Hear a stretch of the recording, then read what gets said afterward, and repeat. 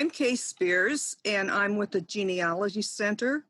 And today I want to talk to you about who, what, where, when, how to look at your photographs, analyze, organize, and preserve. Now, I'm going to take you on a journey, and along the way, we're going to have some adventure, and we're going to have some fun, and we might even learn something. So, where do we start? We start with stuff. We all have stuff. We have that stuff in boxes. We have that stuff in our closets, and we have that stuff in our drawers. Now, when I look at this stuff, I see mysteries that are waiting to be solved. And I put on my detective hat and I try to find the clues and I try to connect the dots. And when one of the ways that you connect the dots, if you're looking at photographs, is that there are 5 steps. And I'm going to talk about those 5 steps that you go through when you're doing this. And it's important to know that when you do these 5 steps, that you do them in sync with each other. The first step is to identify the type of the photograph. Now, there are a lot of types of photographs that are out there. I'm only going to talk about 5. But first, I'm going to tell a story. In 1839, in France, there was a man by the name of Louis Daguerre, and he had an invention, and he was very proud of this invention. And he took it to the French government, and he said, "Look at this." And they said, "Wow, Louis, we are impressed. This is magical. And I tell you what we're going to do, Louis. We're going to declare your invention free to the world." And they did, except for England, but that's another story. In 1839, the birth of the daguerreotype came along. How do you know when you have a daguerreotype? They are very easy to recognize because they shine. They are a copper plate that has been coated with silver and then highly polished. And it's very hard to see that image that is on it. I was surprised when I scanned this because the image popped and it wasn't as shiny through the scan, so I was able to see the man.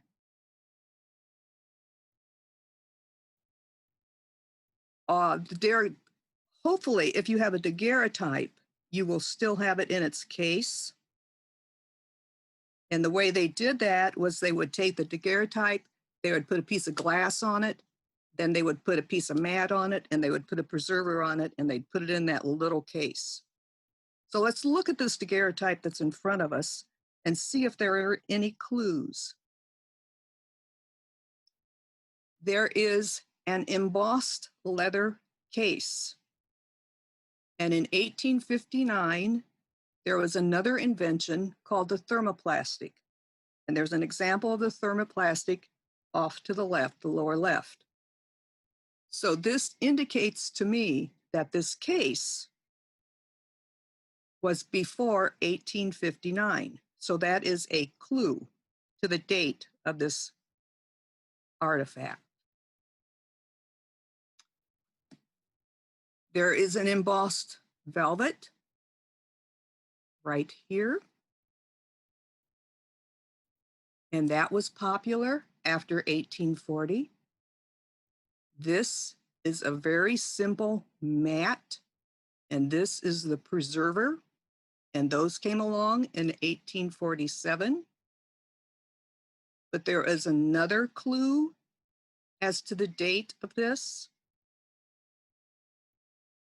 It is this piece right here. because in 1856, there was a patent taken out for a metal hinge, a hidden hinge. This artifact does not have that. It has a strip of leather that's glued here on the inside and glued on the outside. So if you put all of the clues together, you can arrive at a date between 1848 and 1856. So that's how you take your artifacts and put all those clues together. But this is a daguerreotype. And when you're done scanning this, you need to put it away and you need to store it face down out of the light. The next type is a wonderful little gem. It's called an ambrotype, very fragile.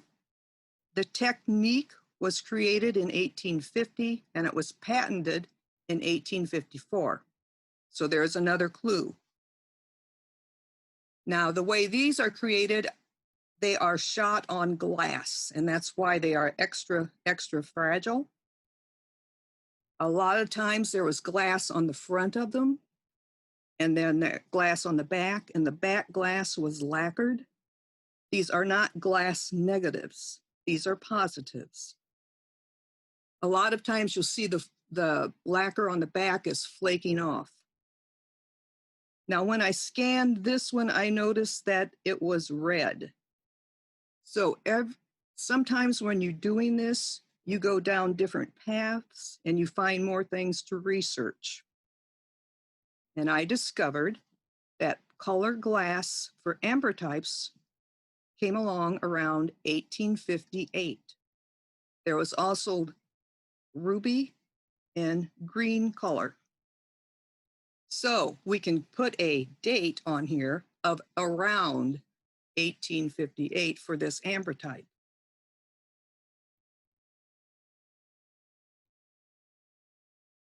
When you're done scanning your ambrotype, you need to really put it in something to protect it. This one has acid-free cardstock that is the same size as the ambrotype, and it's protected within that, and there is a acid-free archival ribbon around it with the knot tied to the side so that you don't put any pressure on the glass itself. And that is put in an envelope, and that is stored face down. You put it face down because the protective glass that is on the ambrotype is also deteriorating and it flakes off onto the image. So this is a very fragile type of photograph. Tintypes. Tintypes have been around for a long time, starting in 1854 on into the 1900s. They are made out of thin sheets of iron and they are lacquered. The first ones had the frames around them like the daguerreotypes and the ambrotypes, but later on they quit using those and just stuck them in paper. Here's an example of a tintype that the original had a lot of damage with the glass, so we removed that, and you can see how even the broken glass kept that image from deteriorating. Now, we just preserve these. We don't restore them. Here's another example of some tintypes that I found interesting when I was going through this collection. This guy that's in here, right there, right there, right there, he kept showing up in all these photographs. Tintypes were very cheap to do, and they were at fairs, and there were photographers that went up and down the Mississippi River with their boats and their cameras and took photographs to towns that usually didn't have them. So, and maybe this guy hung out at fairs, I'm not sure. Here's an example of an odd shaped, it was cut odd, I'm not sure when it went, what it went in. This is an example of a tintype with the baby, and this black cloth here is concealing the baby's mother. And this is an example of what is called a photo caricature. And there is a patent for this that was taken out in 1874 by a man by the name of Cash Coolidge. And I have a copy of the patent because I found it rather amusing because it instructs you how to stick your head through a piece of paper so that it can be shot and then everybody can have a good laugh at it. Cash Coolidge also is responsible for the painting of dogs painting playing poker. Cash Coolidge, interesting guy. This is a later tintype, and I know that because of that bustle the lady is wearing. And I am assuming, although I don't know, that this is a couple who are either getting married or they're engaged or there's something special about them having this photograph taken. So tintypes, they were around for a long time. They were inexpensive. You know if you've got one because if you've got a kitchen magnet, it will stick to them. They are also called daguerreotypes. Now, here are two examples of types of photograph. These are albumen prints. They are on paper, and they are glued to cardstock. The first one is a carte de visite or a CDV card. They should be 2 3/8 by 4 1/4. Although, if anybody has ever cut out a mat board, you know that sometimes the dimensions are not exact, and the early photographers had to cut out their own mats. Over to this side is a cabinet card. They should be 4 1/4 by 6 1/2, and they came into being about 1866. So those are the last two types of photographs I wanted to show you. And here is a box with the dates that these types came into being. And if you look at it closely, you can see that the dates overlap. So it is possible to have someone in each type. The dates over here are the dates that the type came into being, and then the red is when they were at their peak. So those are the 5 types in step number 1. Step number 2, who is the photographer? This is a very important step. These are examples of cabinet cards. And usually cabinet cards and the CDV cards, not always, had the name of the photographer on them. And if you were lucky, they also had their address. Now, why is this important? It is important because anybody that knows research knows, go to those city directories, look up that photographer, find out when they were at that address, and that will give you a clue as to the date the photograph was taken. A lot of times these photographers would enlarge their business, and when they did that, they had to change their address. So it's very important when you're finding clues that you have those addresses. There are some states have lists that have photographers on them, and those are very helpful. There's also a list that I provided of websites that has this man has done a lot of work, and he has a lot of photographers' names on this list, and it's very handy. This is an example of a gem tintype. And we're going to look at this, and we're going to look at the clues that are in here. This is a cartouche design. This is about the size of a CDV card. The gem itself, the tintype here, is about the size of a penny. These were popular during the Civil War time in the United States. But let's look at some of the other things that are here. Up at the top, written, is the name of the man, Mr. Elias Goodenough. And if you go to the census, you will find him listed in the 1860 census. Down at the bottom, upside down, stamped, says made with Wing's patent multiplying camera. Samuel Wing was an interesting man, and it's another path that I took in research. Samuel Wing was either taking out patents, renewing patents, or suing somebody for patents. He was also a politician, and he was just a busy guy. He took out a patent in 1862 for the multiplying camera, and it had a number of lenses on it, which allowed him to take more than one photograph and put it on his tintype.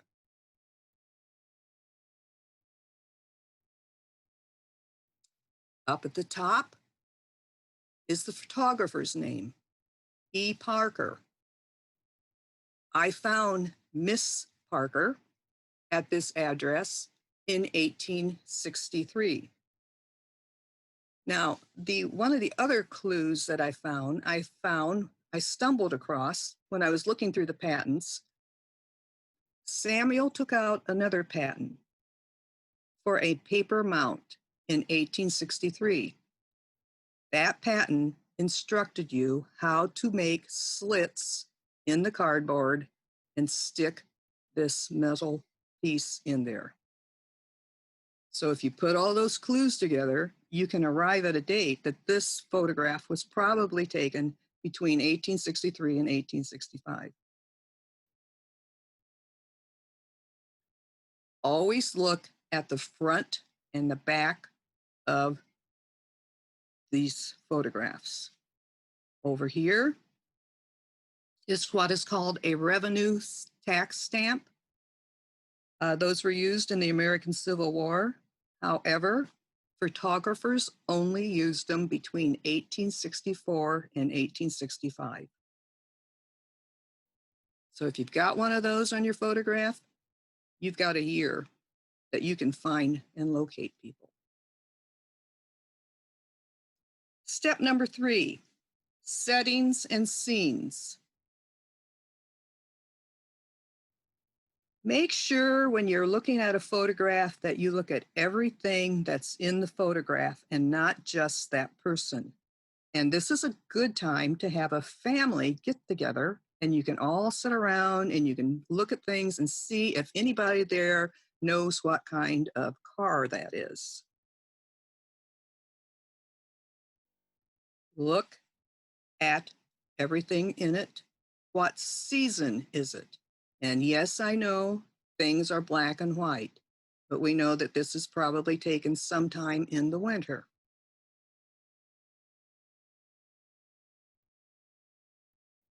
Look at the buildings. Do you recognize those buildings? Does somebody recognize those buildings? Look at the bike. Does anybody know what kind of bike this is? Does anybody know when it was manufactured? And while you're looking at something like that, make sure that you look for any landmarks and don't miss the White House in the background. Studio portraits, they also have clues. This are a group of photographs with the lovely fringe chair. This fringe chair was patented in 1864, and if you were a photographer, you could purchase it for $15. It started to become less popular after 1870, but I'm sure that just because It wasn't as popular. Photographers probably didn't throw it away. Wicker furniture. Wicker furniture came into being around 1890. Didn't last as long as the fringe chair. But studio portraits also have clues.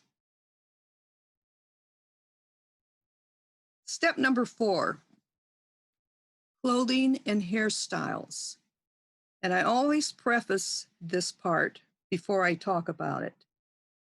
And remember, when you're looking at photographs and you're judging things based on the clothing and the hairstyles, make sure that you include all the other steps with it. A lot of people couldn't afford to keep up with the latest fashions. A lot of people didn't want to have the latest fashion. They were happy with whatever they wore 20 years ago. And a lot of these people made their own clothes. So you have to really be careful when you're doing clothing and hairstyle. And I do suggest that you have a good reference book handy, because I can guarantee when you're looking at all these photographs, you're going to start thinking that the clothing looks kind of alike, and you're really going to need some help. But there are certain trends and fads that go with each decade. In the 1850s to the 1860s, the women wore really big poofy skirts with petticoats and hoops.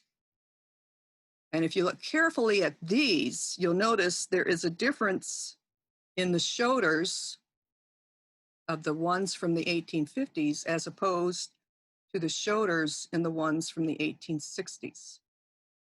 And down here on this poofy skirt, it's not poofy all the way around, it is more poofy in the back. So things do change in here. The men, long jackets. 1870s to 1889s, there was a bustle. The bustle came along and it was here for 20 years. During that time, it changed 3 times. There was an early bustle, a so-called natural bustle, and a late bustle. This woman over here is wearing what is called a natural bustle. This one over here is a late bustle. Notice the hairstyles. A lot of them reflect the bustle. And then there are some interesting fads and trends that you look at it and you go, what were they thinking? Here is what I call a spit curl. Those were stuck to the forehead with oil. I can only imagine what those felt like when it was 70 out. But there are interesting things that come along in fashion and trends. 1890s, the bustle was no longer around. But look carefully up here what came into being. If you're looking at women's fashions, these little shoulders started to get little bumps on them. Eventually, those little bumps turned into bigger and bigger and bigger sleeves, and those are mutton sleeves. And they were between the time period of 1890 and 1900. This here is an example of a trumped louvre. And it is supposed to be a 3D photograph. And some of the photographs that have this effect on them, the corners will be bent a little, but was popular during this time period. And then we have the 1900s into the 2000s. A lot of changes happened during this time period, from the Gibson girl down to the bobbing of the hair into the 20s, short skirts into the 30s, Men started wearing zippers on their pants and also belts. Belts for men usually were only worn on the outside in the military until the 20s. So this was a big time period with a lot of changes.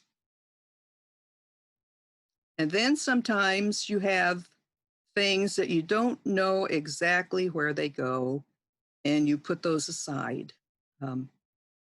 Some of the things, like this woman over here, I'm guessing by looking at her dress, that's sometime in the 1860s, but I'm sure that this is some kind of a national hair uh, piece that she's wearing. So that would need some further investigation. Step number 5, match the clues with your knowledge of family history. And this is another time when you want to get all of your relatives together and have a pizza party or something. And I have a story that goes with this. This I inherited when my mother died. I inherited the family photographs. And I was thrilled because I went through the photographs and she had labeled them all. And I thought, oh, that's great. All I have to do the easy stuff, which is scanning and recording it. So when I scanned this particular photograph, she had labeled it Sylvia and Ruth. And I thought, wait a minute, that's not right.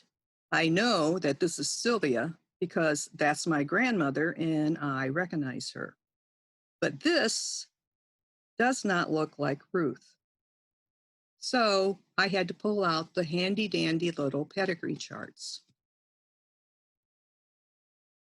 And I did some search. Sylvia was born in 1899 and Ruth was born in 1907. So you need to look at things like this and you need to think them through and you need to say things like, that's 8 years apart. Those girls in that photograph are not, their age is not 8 years. Something is wrong. So we need to go a little bit deeper. Goldie was born in 1901 and Irene was born in 1911.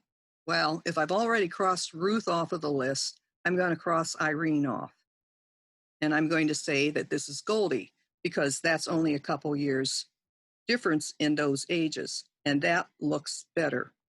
So I renamed this Sylvia and Goldie. So when you're going through these photographs and you know that these are your family,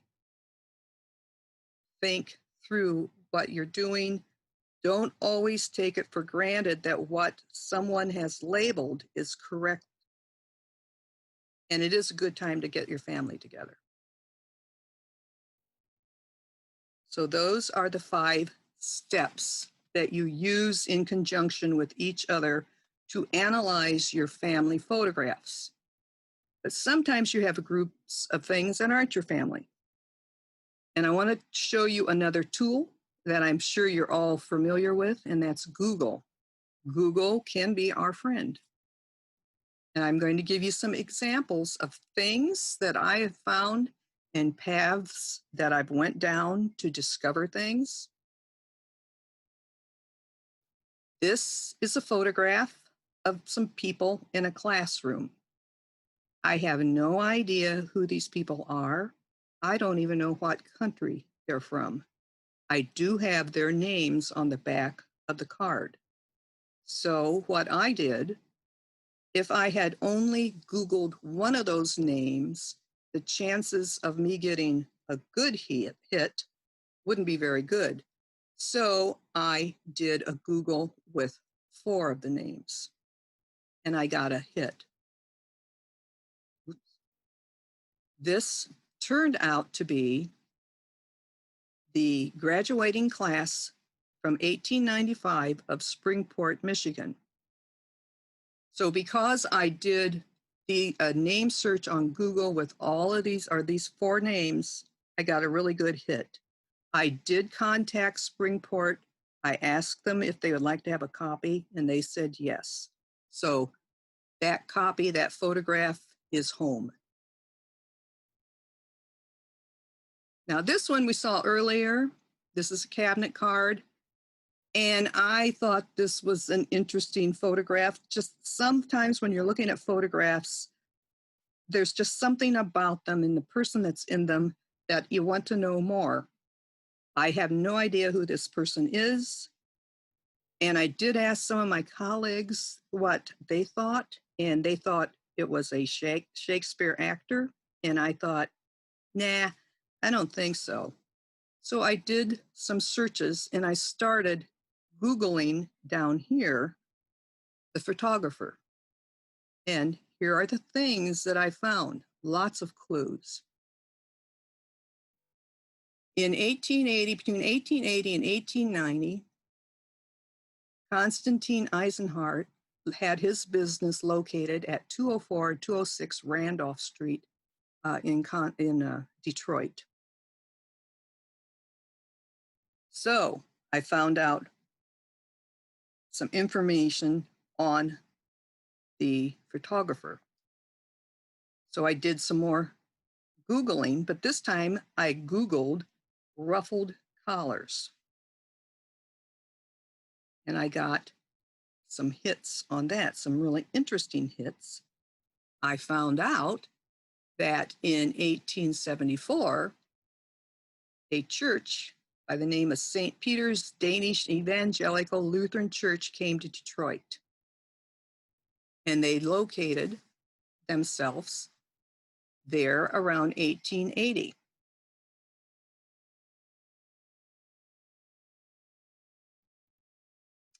Now, that church is still there. It is now the Church of God.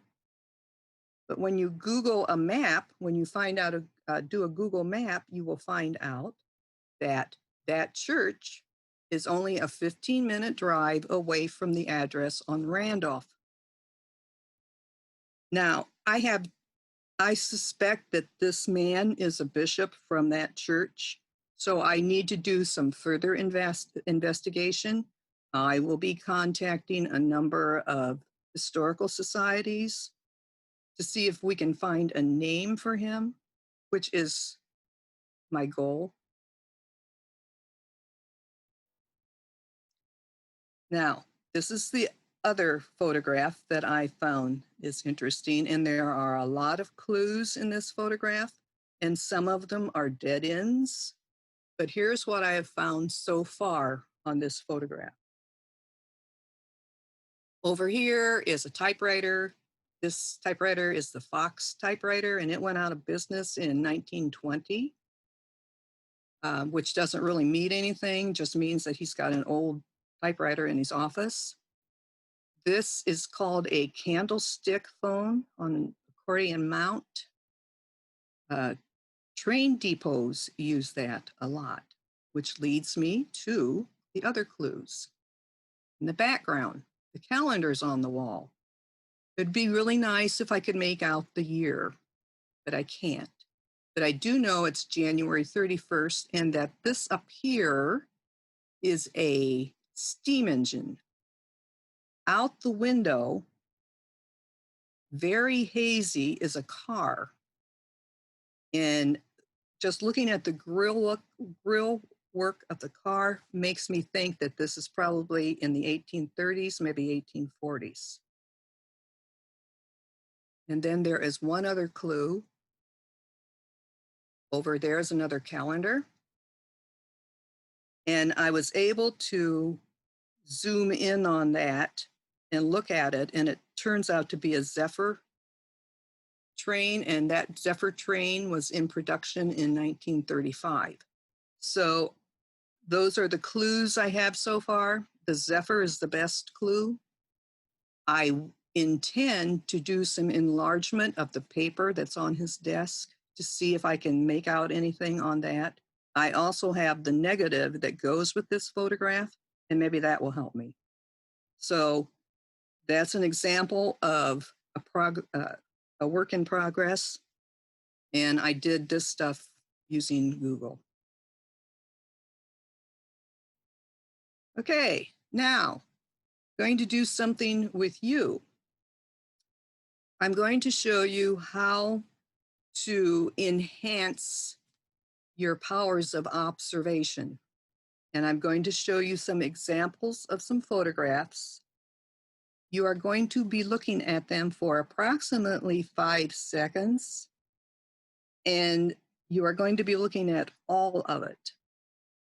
And then I'm going to take it away, and we're going to talk about what you saw. So if you're ready, we will look at the first one.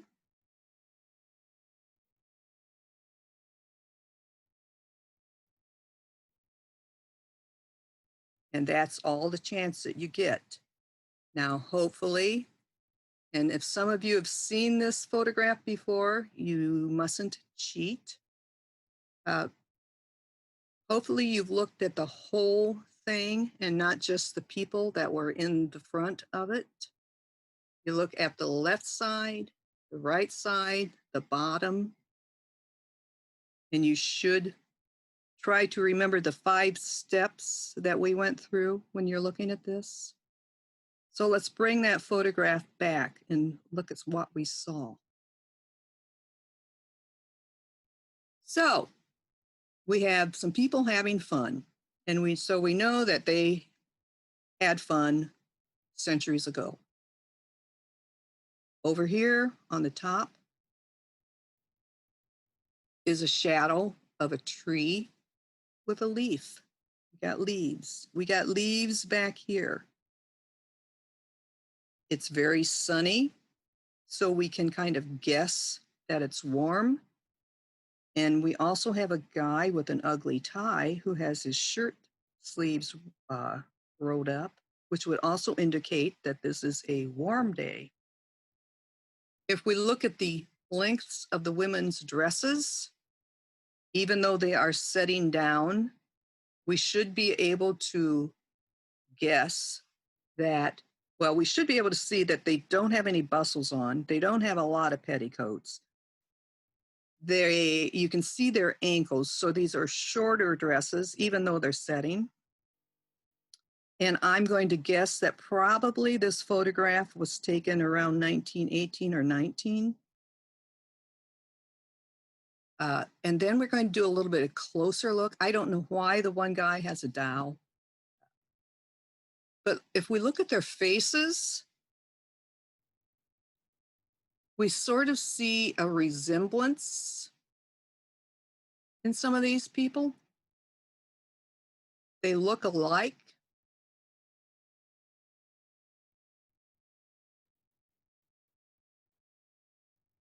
And I don't know who these people are, but I'm going to guess. I think that these are the parents and these are their children, and they were having a lot of fun. And I also think that they are arranged in the order of their ages, because I think this is the youngest and this is the oldest. I don't know if that's true because I don't know who they are, but that's how you take apart a photograph and you look at everything in it. Ready for the next one?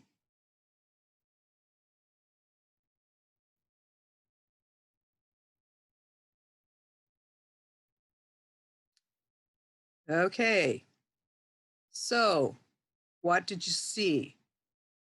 There were a number of clues in that you should have seen right away. There are also some things in that photograph that you should have went, what was going on in that photograph? And that question should lead you to other research. And you looked at everything, the corners and the entire photograph. So let's look at that photograph and take it apart. So here we have this, and there's a big clue down here at the bottom. It says Thanksgiving. So we know that this was taken on a Thanksgiving day. We can also look at the prices, how much it costs to get turkey. But we should look at these children here and wonder what's going on. But this is where you start going down different paths when you're doing identification in photographs. This is a tradition. This photograph was taken in 1911, and they are doing what is called masking. And it was a tradition mainly on the East Coast where children would dress up in their rags and they would go around and ask for money, for candy, and apples. And sometime in the 1920s, that sort of morphed into Halloween, and Thanksgiving became the holiday that it is now, at least here in the United States. But this is a tradition called masking. Now we have another photograph coming.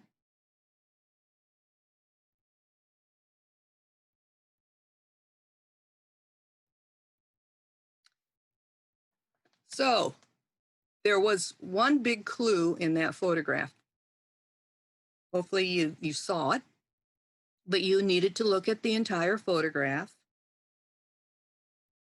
kind of let your imagination run, try to think of different things, think outside of the box sometimes to arrive at answers.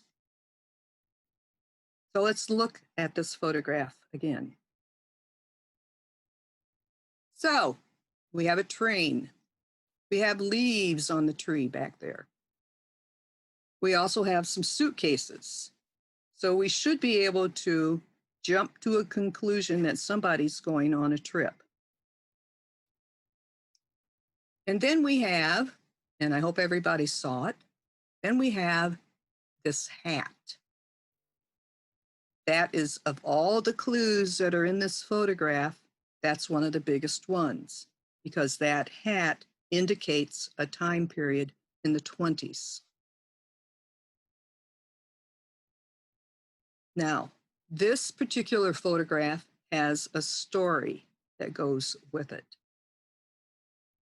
The person in the hat, her name is Thelma Scott, and she is at the train station. Those are her suitcases. Her parents are with her, and her friends and her family, and Thelma is going away. It is 1924, and Thelma, who is a woman and an African American woman, is going to college, and they are there to say goodbye.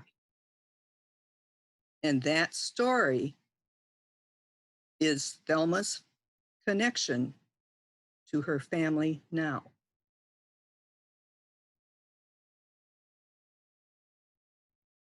Connect.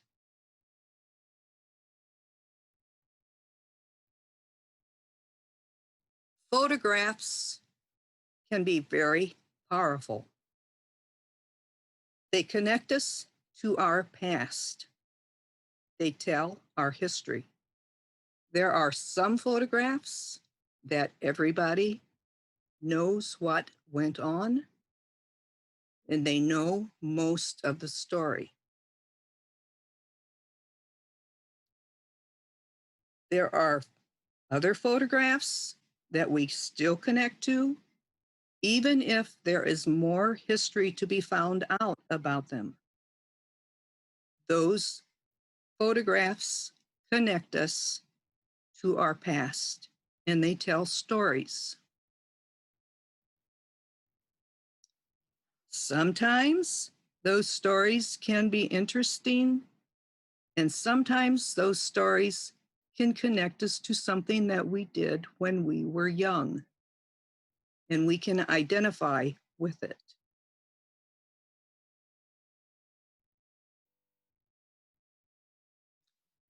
Some photographs don't exactly connect us to our history because of the photograph, but because of the person in the photograph.